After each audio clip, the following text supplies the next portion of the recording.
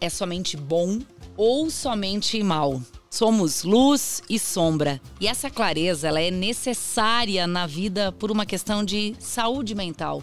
Agora, por que será que algumas pessoas acreditam tanto em alguém, em um partido político, em um time, em um grande empresário e acabam tendo dificuldade de conversar com quem pensa diferente da sua opinião? Olha, está começando o Pod Café, o podcast oficial do programa Café Expresso, e o nosso convidado hoje aqui no estúdio é o médico Rogério Riffel, psiquiatra, professor da Escola de Medicina aqui da UPF, diretor técnico do Hospital Psiquiátrico Bezerra de Menezes.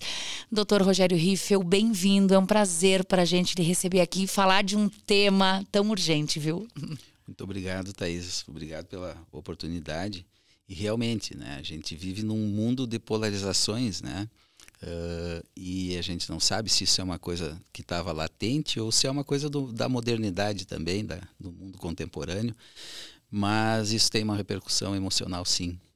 E é muito importante a gente falar sobre isso. Bom, e aí, quem está nos ouvindo nesse momento, quem está nos assistindo, não é? O nosso podcast, ele vai para o YouTube da Rádio UPF, ele também vai para o Facebook, no Spotify, lá no nosso canal de conteúdo é só procurar como Rádio UPF. Mas antes de eu começar aqui as perguntas, eu queria só trazer a público um combinado que a gente fez aqui nos bastidores, não é, doutor Riffel? Que ainda que o tema aqui seja polarização, o nosso interesse, ele não é político partidário, certo? Temos esse combinado, não é, doutor? Aqui não vai se falar de política de partido. Claro. Feito o combinado? Feito o combinado. Fala do doutor é como psiquiatra, ela é técnica. E eu quero começar, doutor, trazendo um dado que me chamou muita atenção. Em 2023, uma pesquisa apontou que o Brasil era o 7º país polarizado entre os 28 países pesquisados. Naquela época, 2023, o cenário brasileiro colocava aí o Brasil entre os moderadamente polarizados, mas já num limite de risco de polarização severa, categoria em que já estavam Argentina e Estados Unidos, por exemplo. Segundo aquele levantamento, lá de 2023, 78% dos brasileiros acreditavam que o Brasil estava mais fragmentado e dividido ideologicamente do que no passado.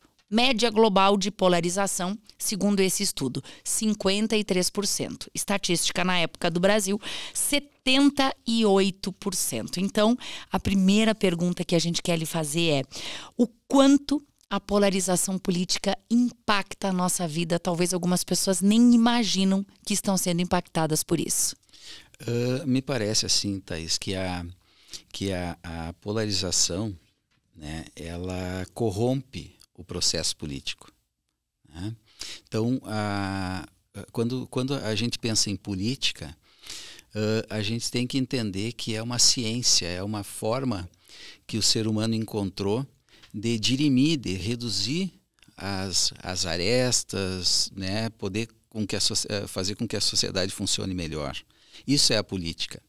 E parece que o entendimento da política como uma arma, como uma forma de divisão, ela faz com que o processo político se corrompa, né? Na verdade, a política ela vem justamente para não haver a violência, justamente para que não se tenha que lançar a mão das agressões, ou que as divergências sejam resolvidas de uma forma intelectualizada, uma forma pensada, uma forma adaptada e que fique bom para todo mundo.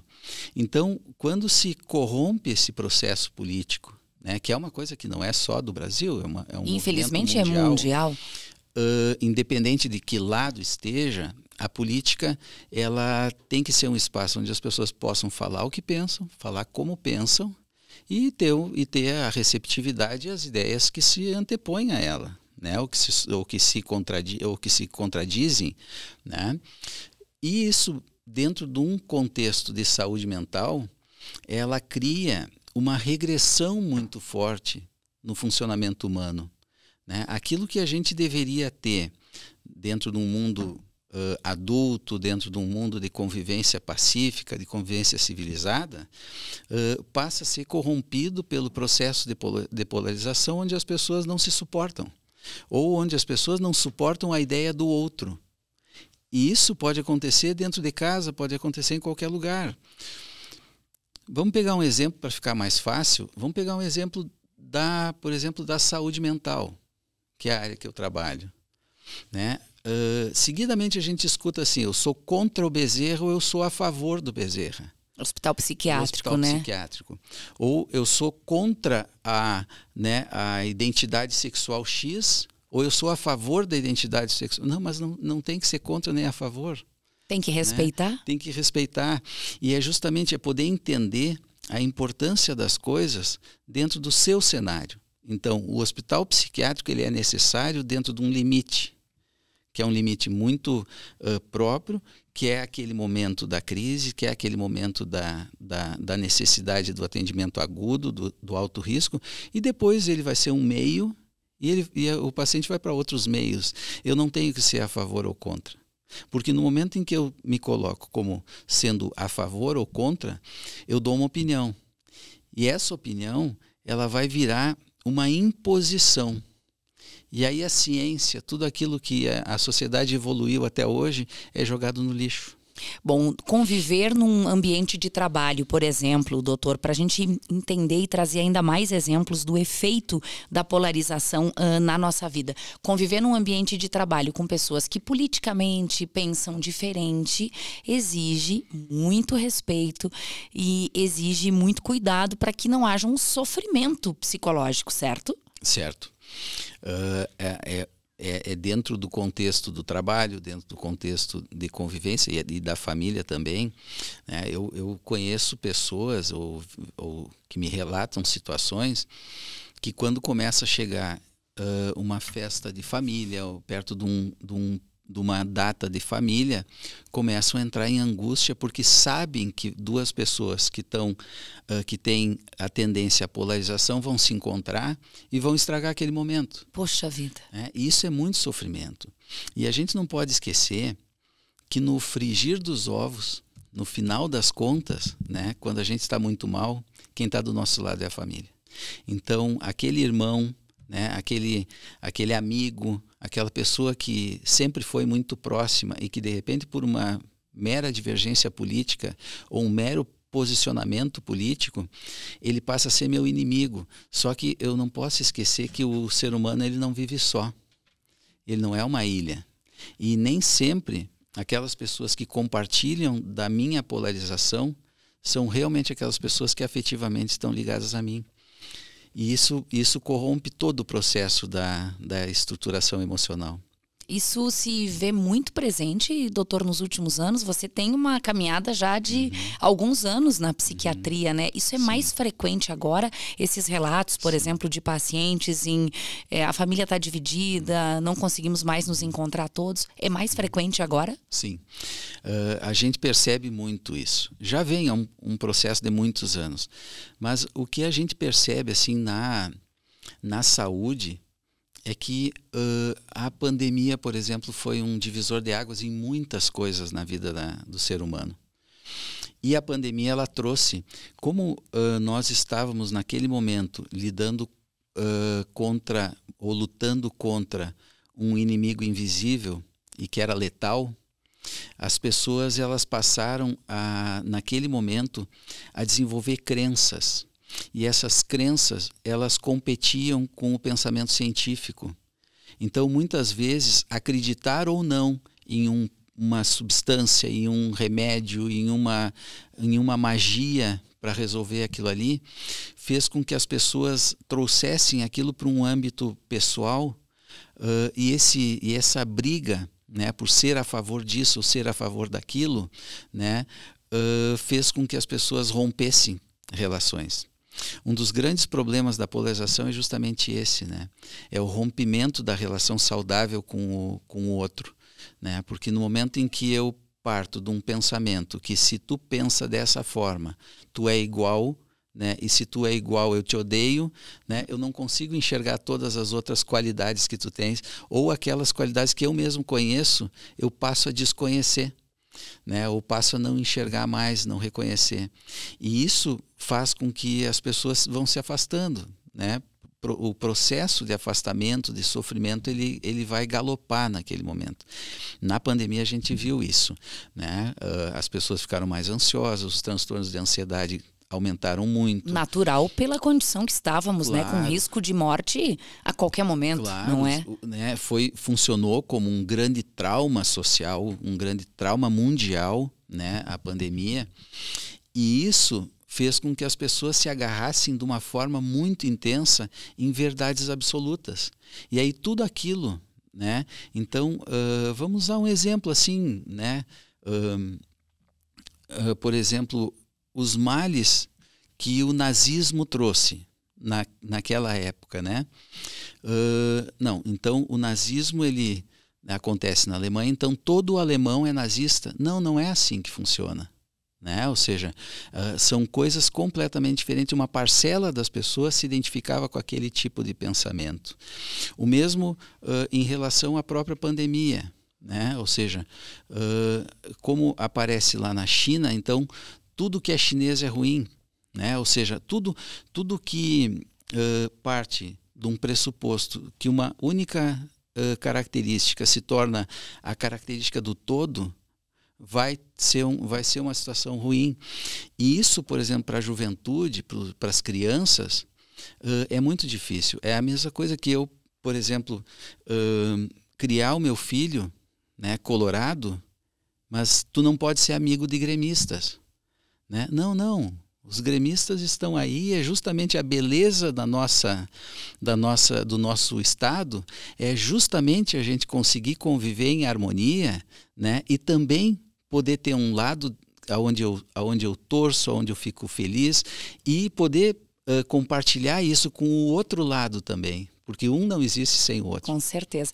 Trazendo aqui a metáfora do futebol, estamos com uma gremista e um colorado aqui promovendo essa conversa. Eu posso não amar o Internacional, né? Mas eu devo respeitar o Internacional. Exato. Eu posso não querer que o Internacional ganhe como gremista, mas eu preciso, sobretudo, respeitar. É uma questão também de respeito. Agora, doutora, a pergunta, assim, na nossa visão de milhões... Por que algumas pessoas têm dificuldade em conversar com quem pensa diferente da sua opinião? Tem explicação para isso? Pois é. As pessoas, às vezes, né, elas sofrem com a sua insegurança. Porque tudo aquilo que nos deixa inseguros, né, nos coloca em situação de risco, né? Então, toda aquela situação que coloca em xeque o meu conhecimento, a minha convicção, ela, de certa forma, ela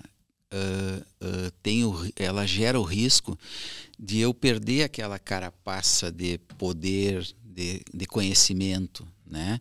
É a mesma coisa que a gente conversar sobre um assunto, né? E aí, como eu sou psiquiatra, então eu devo saber sobre aquela situação, né?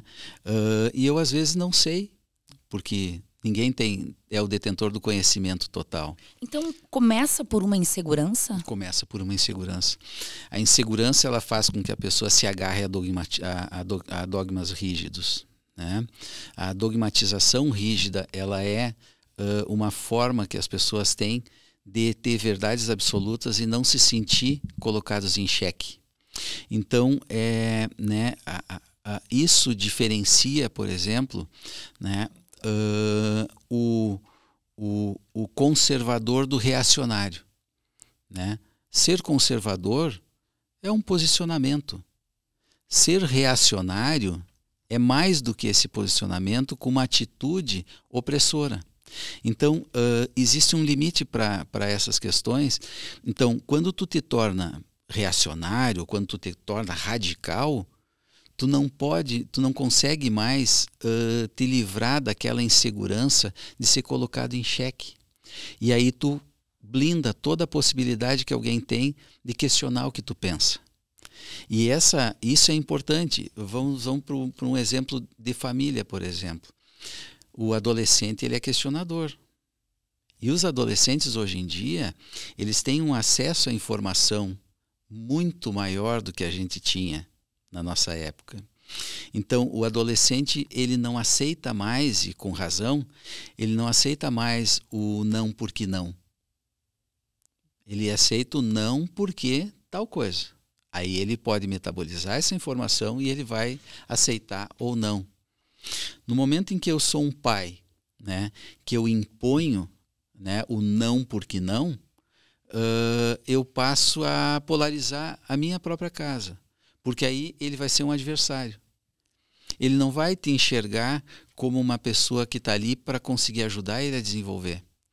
Ele vai te enxergar como uma pessoa que vai se contrapor ao desenvolvimento dele, ao crescimento dele, à forma como ele pensa, à liberdade dele. E aí ele entra para o outro lado, e aí a radicalização, a polarização, ela vai se colocar como uma característica da tua casa. E aí a harmonia se vai embora. Quando a gente fala em polarização, é aquela visão de que só o meu candidato é bom, só o meu empresário é o melhor, o seu é ruim, só o meu tem qualidades e ele só tem qualidades, o seu só tem defeitos. Esse tipo de comportamento extremo, para o lado que for, doutor, ele pode indicar algum problema psicológico ou psiquiátrico? Bom, Thaís, a gente... quando o ser humano nasce, né, a Melanie Klein, ela diz que o primeiro ano é o ano crucial do desenvolvimento humano, da vida humana. Por quê?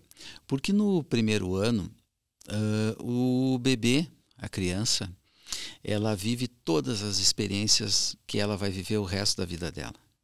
Só que em pequenas doses, só que em amostras grátis. Essa caixinha de amostras grátis, ela vai acompanhar a pessoa para o resto da vida. A forma como ela realizar aqueles conflitos do primeiro ano vão ser a base para ela resolver outros problemas que vão vir mais adiante. Então, do ponto de vista psicanalítico, por exemplo, quando existe uma polarização, é como se a pessoa regredisse a menos de 6 meses de idade. Né? Porque a primeira posição do bebê se chama posição esquizoparanoide, aonde não existe o bem e o mal na mesma pessoa. Então, o mundo interno da criança, ele é vivido como o caos, tudo aquilo que eu sinto é caótico, e tudo aquilo que me alivia é o bem. Então, eu vivo entre o bem e o mal o tempo inteiro.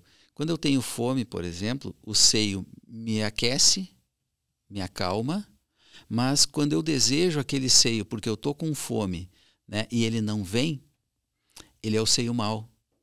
Né? Ou seja... A criança chora, ela grita. E ela se revolta. E quando ela percebe que o sensorial dela está melhor, que ela percebe que o mesmo seio que vinha e alimentava é o seio que também não vinha, e ela se frustrava, ela faz um processo mental que se chama desilusionismo, né? Onde os objetos eles se fundem e aí o bem e o mal podem coexistir na mesma pessoa. Isso, por incrível que pareça, acontece mais ou menos em torno de 5 meses, 6 meses ali, onde a criança vive um processo depressivo, uma posição depressiva, que ela consegue reconhecer que ela tinha sentimentos agressivos em relação a uma pessoa só. Era o amor e o ódio na mesma pessoa. Então, quando a sociedade regride, ou quando as pessoas regridem a um processo de polarização nesse sentido, de não poder, né, conviver com o outro, não poder escutar as ideias do outro, ela está na posição esquizoparanoide. Ou seja, muitas vezes a pessoa está usando a intelectualidade para defender as suas ideias com unhas e dentes, e muitas vezes até agressivamente, se julgando, né, uma pessoa com um extremo desenvolvimento no conhecimento político, né, na cultura, só que dentro dela ela não passa de uma criança, né, com mais de 5 meses de idade. Doutor, esquizoparanoide vem de esquizofrênico e paranoide de paranoia? Esquizo de rompimento, decisão, né? Então a posição esquizoparanoide, né, ela é como se ela fizesse uma cisão, né, onde a pessoa não consegue enxergar os dois lados no mesmo lugar, por isso cisão, né? A esquizofrenia é a cisão da razão, é a cisão da mente, né? Então esquizo vem de cisão, de rompimento, né? Então são momentos onde não existe a possibilidade da pessoa enxergar os dois lados no mesmo objeto. O ser humano, ele sempre foi assim e agora a gente tem mais informação e consegue racionalizar? Ou, Dr. Riffel, o ser humano está piorando? Qual é a sua opinião? Eu acho que o ser humano está recorrendo a mecanismos de defesa muito rudimentares. Primitivos. Muito primitivos. Por mais que desenvolva a sociedade, por mais que a gente hoje tenha muita informação, muito acesso à cultura, as pessoas elas regrediram a um posicionamento muito primário. Então, por exemplo, assim, é mais ou menos assim, né? Vamos usar um exemplo meio esdrúxulo, assim, né? Digamos que a pessoa não gosta de gatos, né? Então, assim, gato é um animal do mal, né? Aí botam lá um memezinho na internet e botam embaixo Mahatma Gandhi. Uma coisa esdrúxula. Que jamais ele diria, eu jamais disse. Mas no momento em que o meme coloca esse absurdo e bota embaixo Mahatma Gandhi, as pessoas, mesmo aculturadas, mesmo pessoas com cultura, elas leem aquilo e tiram aquilo como uma verdade absoluta, e daqui a pouco eles vão dizer, não, porque o Mahatma Gandhi disse que... né? Então, gato não é legal. É um conhecimento muito superficial, e essa vivência na superfície, né, ela dá uma falsa ideia de profundidade, ou seja, num determinado momento da política, por exemplo, das eleições, todo mundo é cientista político. Agora, com essa posição do Trump, por exemplo, que é uma posição polarizadora gravíssima, né, que a gente está vivendo, né, que está rompendo o mundo, são dois lados. As pessoas são cientistas financeiros, políticos. Fazem análises. Né? Então, isso é o pensamento que o Salton traz muito bem nas obras dele, né? Que é esse pensamento maniqueísta, né? Que é aquela coisa né, da pessoa partir de uma premissa, e aquela premissa se expande para o todo. Né? Se agarrar numa dogmática muito forte, defender aquilo, né? Ou não conseguir enxergar, né, que existem dois lados, não pode, né? E aí sempre tem essa questão de gerar o atrito, de buscar, né, meios para convencer o outro a pensar da forma dele, mesmo que seja através de uma agressão pessoal. Muitas agressões, aliás, pelas redes sociais, né? Doutor, como é que se pode também classificar e analisar, por exemplo, pessoas que têm esse comportamento mais agressivo e que utilizam de discursos de ódio nas redes sociais? Qual é a sua visão sobre isso? Olha, eu acho que a rede social ela não é um espaço para a gente contrapor ideias, para debater ideias. Né?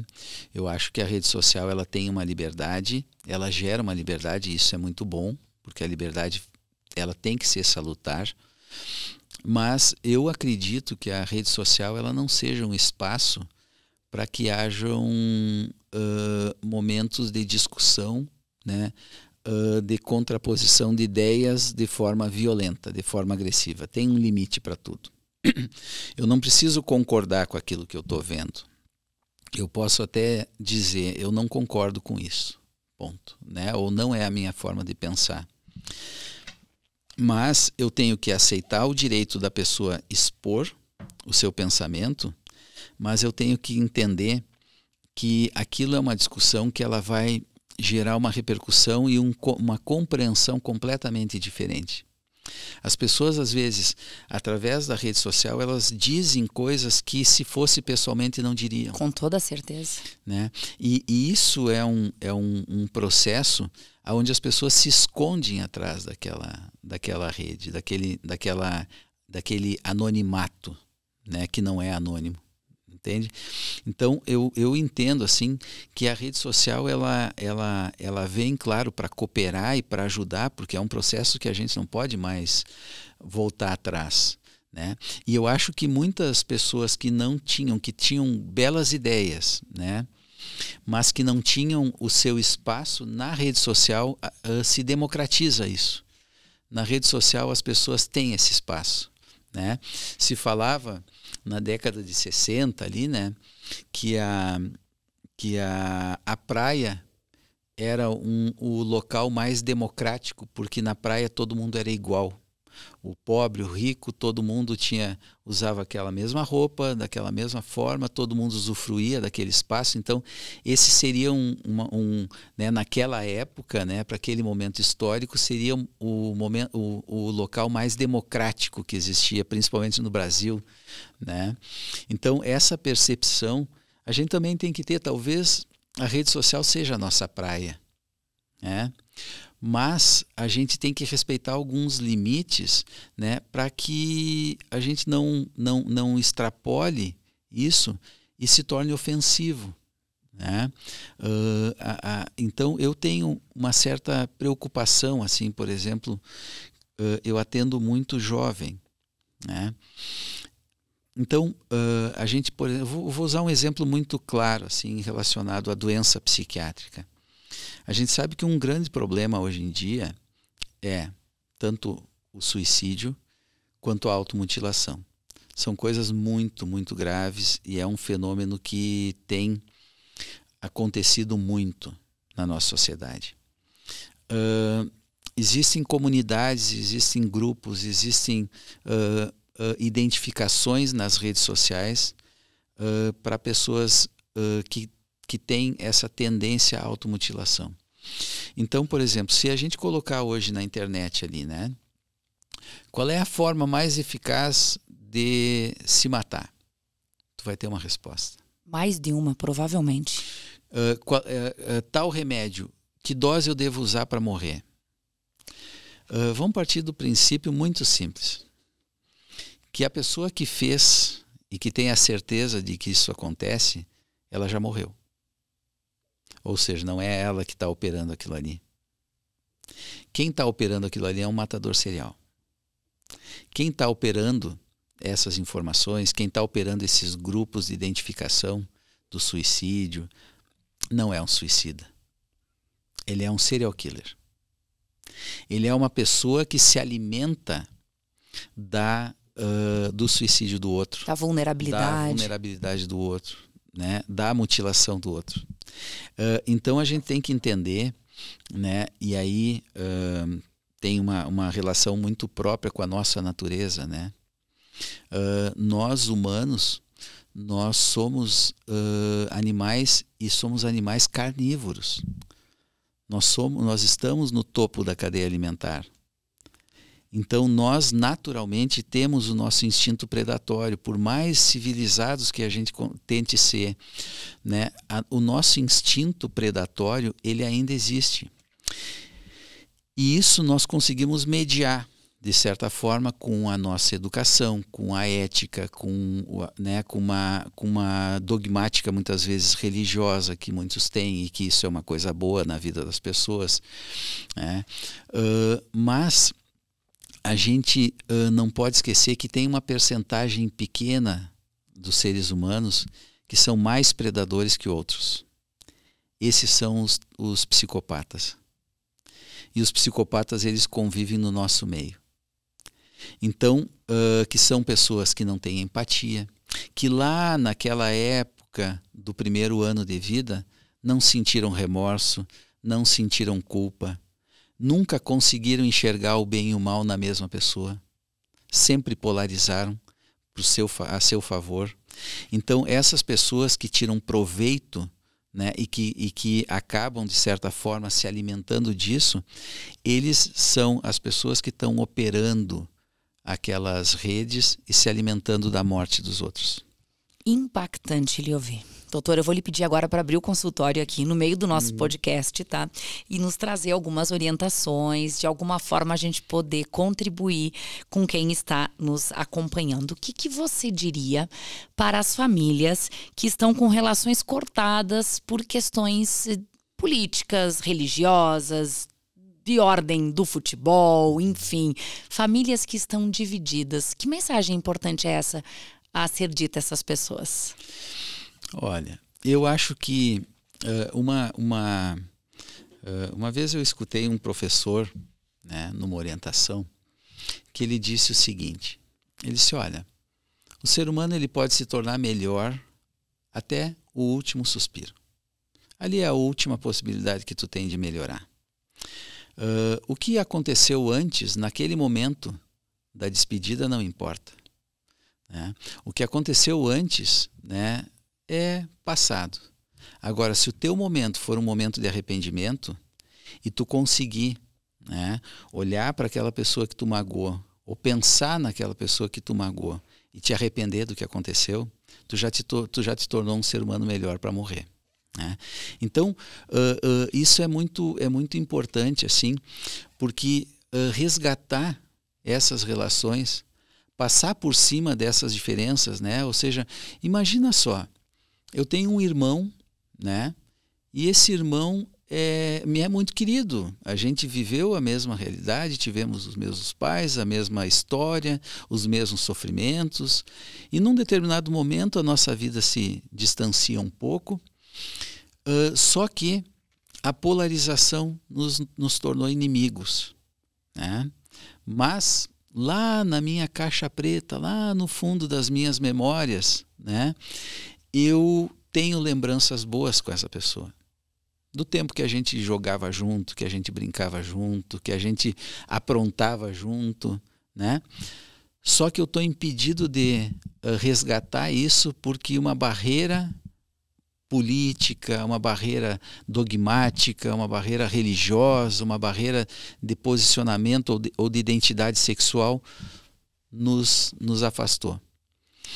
Eu acho que eu me tornaria um ser humano melhor se eu conseguisse chamar essa pessoa, né, ou me aproximar dessa pessoa e dizer para ele que eu me arrependo do que aconteceu. Não deixar para o último suspiro, dá para fazer isso antes, né, doutor? Porque é justamente isso, né? As pessoas, às vezes, né, reduzirem da sua convicção, dá uma falsa ideia de que houve uma derrota, né? Mas veja só, numa cidade pequena, por exemplo, onde tem a eleição, e às vezes a eleição é tão acirrada que existe inimizade dentro de uma cidade de 2.000 pessoas, né? E que elas vão conviver todos os dias. E que hoje na administração é um grupo, amanhã vai ser o outro grupo, e está ok. Uma conciliação, para que não haja um rompimento, uma divisão, seria o meio mais adequado para essa comunidade, para que ninguém perca. Porque conciliar não é derrota. E as pessoas, às vezes, ficam tão convictas e tão agarradas nas suas convicções radicais que parece que ela poder conciliar é como se ela estivesse declarando uma derrota. Ou seja, trazendo para aquele exemplo, se o irmão chegar para o outro e dizer, cara, eu errei contigo, né? Me desculpa, ou naquele momento eu pensava diferente, a gente ainda pensa diferente, mas eu tenho amor por ti. Ou eu continuo defendendo minhas ideias, Exato, você continua defendendo as suas, mas Exato. tem algo maior do que isso. Também pode ser esse o discurso, Claro, né? Exatamente. E aí, né, eu não posso encarar isso como eu estou declarando a minha derrota porque a minha ideia não foi. Porque uma das questões, né, do pensamento maniqueísta é que aquilo vira uma verdade absoluta, né, e eu tenho que impor, eu tenho que colocar, eu não consigo mais conciliar, né? E isso faz com que eu não consiga mais me aproximar das pessoas que pensam diferente, porque eu vou enxergar sempre como sendo uma derrota. Doutor, você falou muito da questão do primeiro ano, do quanto ela é determinante, né? Todas as habilidades emocionais de um indivíduo, elas são formadas especialmente nesse período. Queria entender melhor onde que a gente justifica o emocional que a gente tem hoje. Uhum. O homem, ele é o resultado de uma vida, né? O Freud, ele tinha uma coisa que ele tinha uma equação etiológica, né? Tá? Essa equação etiológica incluía capacidades biológicas, porque o Freud nunca deixou de ter o entendimento de que a característica biológica era importante, né? Então, as características biológicas, aquilo que a pessoa traz na sua mãe, do seu genética, pai, né? na sua hereditariedade, na sua constituição biológica, com as suas carências e com as suas habilidades. Isso associado às vivências da infância, as experiências da infância, né, os traumas da infância, né, associado a um trauma vai gerar o sintoma, né? Ou seja, todo aquele resultado de todas as fases, né, vividas ao longo da infância, somadas às características biológicas ou aquilo que tu traz da tua constituição, quando tem uma sobreposição de algum trauma, de alguma situação traumática, alguma situação que exija um pouco mais, vai forjar o sintoma. E esse sintoma, muitas vezes, ele vai ter uma característica, ele vai aparecer para tentar resolver, né? Então, por exemplo, assim... Você pode dar um exemplo, doutor, de trauma e de sintoma? Isso. Por exemplo, assim, ó, a gente diz que o sintoma ele tem uma função homeostática, uma função de equilíbrio, né? Então, vamos trazer para a parte física, que aí talvez fique melhor.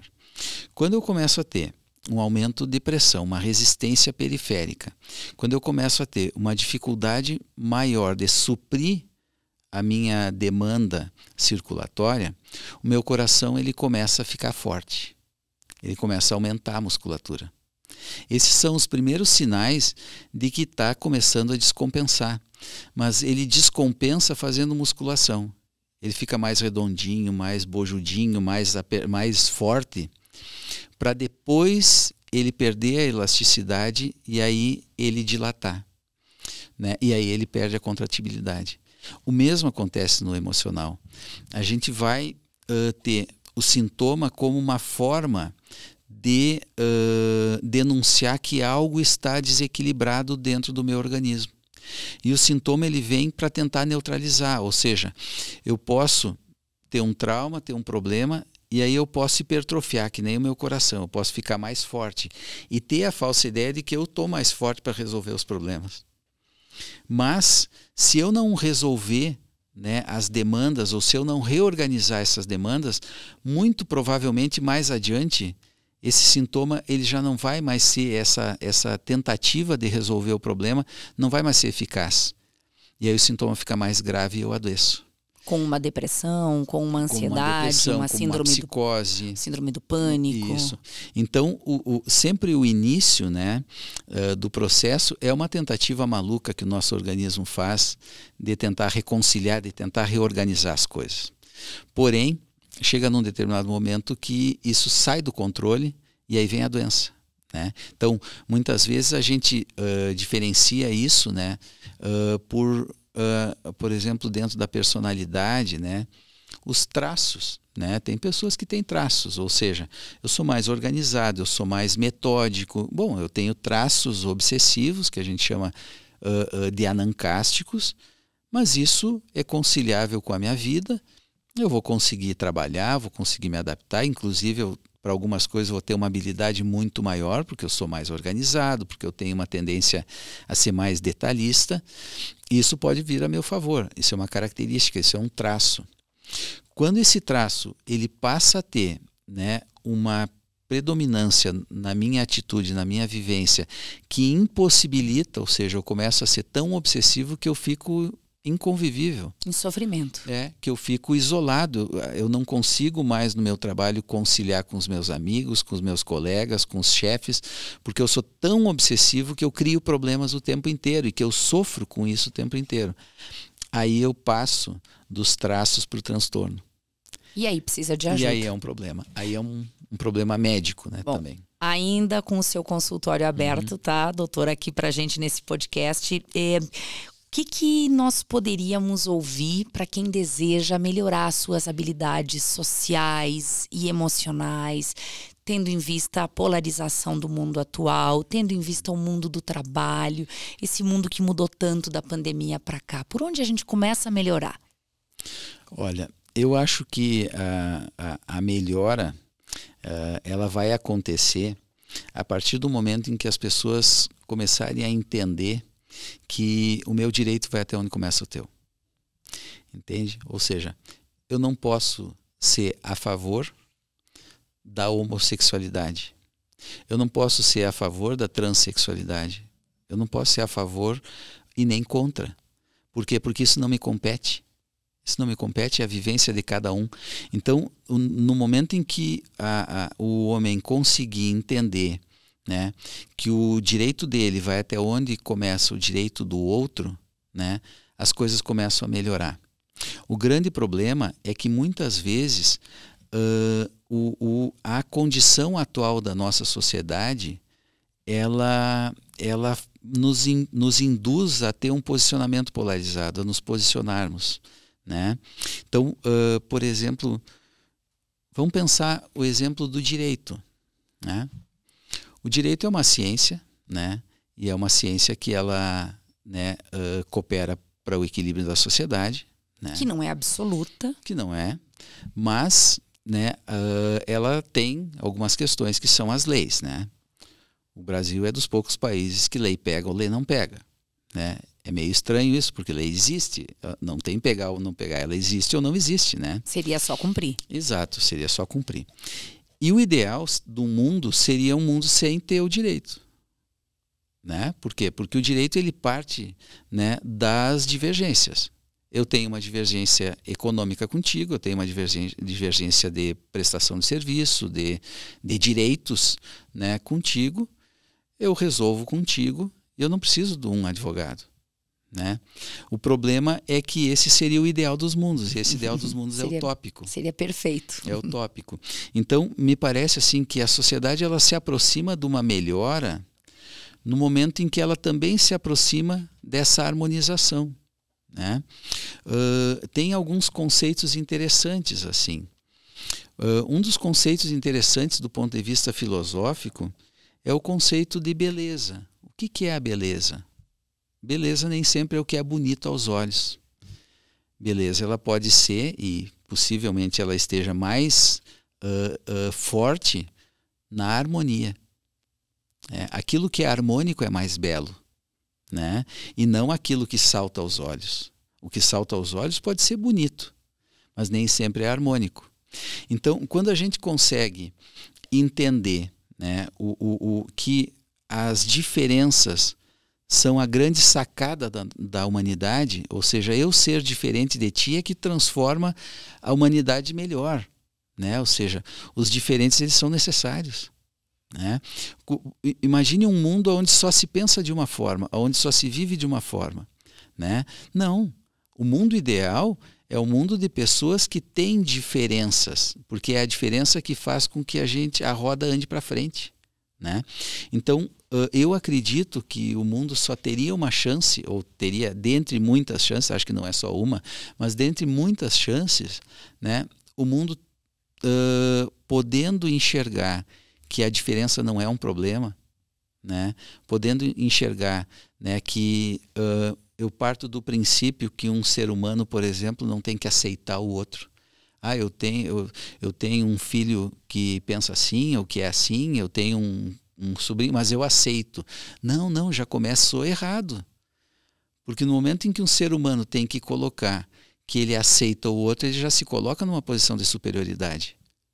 É quase como que suportar. Exatamente. Então, eu não tenho que aceitar ninguém, né? Eu tenho que viver né, e conviver com as pessoas, né? O segredo do bom viver está na característica do bom conviver, né? Então, conviver bem é viver bem, né? E esse é um contexto que às vezes fica quase inatingível na polarização. Doutor, para a gente encerrar a conversa aqui, em um minutinho, uma espécie de fechamento de tudo aquilo que foi dito aqui, baseado nessa frase: ninguém é somente bom, ninguém é somente ruim. Temos os dois lados dentro de cada um de nós. Eu tenho isso, você tem isso, quem está nos ouvindo, nos acompanhando também, certo? Certo, é exatamente isso.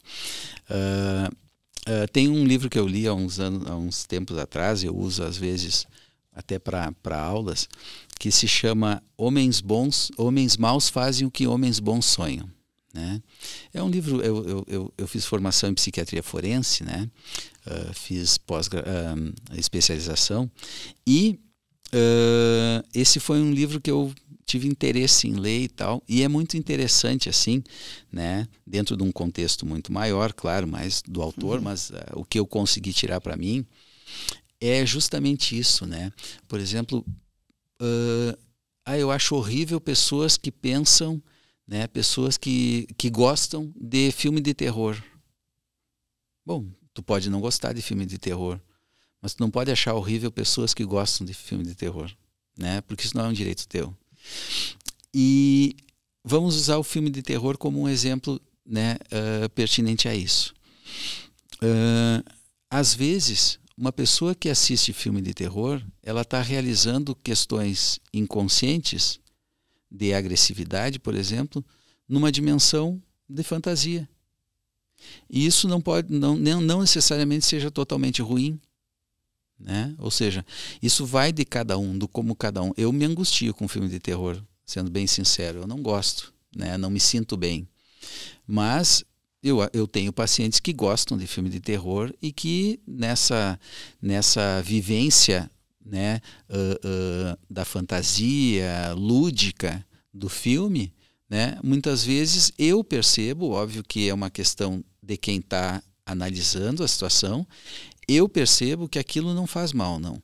Que aquilo, de certa forma, dá uma vazão para um tipo de agressividade contida que, se não fosse dessa forma, talvez aparecesse de outra. Então, eu tenho que conseguir, né, perceber essas questões, né, do quanto é importante, assim, né, que a gente tenha essa tolerância, né? Eu acho que essa é a palavra mágica para resolver os problemas atuais, né? A gente exercitar a tolerância. Tolerância. O nome do livro é Homens Maus Fazem o que Homens Bons Sonham. Muito bacana, o título é bem provocativo. É um livro pesado, assim, bem pesado, né? Mas é interessante, sim. Doutor, muitíssimo obrigada por estar esse tempo conosco, nos ajudar aí a convidar as pessoas a serem mais tolerantes, mais empáticas. Acho que empatia também é uma palavra importante para os dias atuais. Muitíssimo obrigada. Bom trabalho à frente do Hospital Psiquiátrico Bezerra de Menezes, também na Escola de Medicina da UPF, no seu consultório. Obrigada mesmo. Muito obrigado pelo espaço e, né, sempre que quiser, eu estou à disposição. Que coisa boa. Olha, essa edição do Pod Café fica por aqui, mas logo a gente está de volta, sempre com temas super atuais e relevantes. Até a próxima.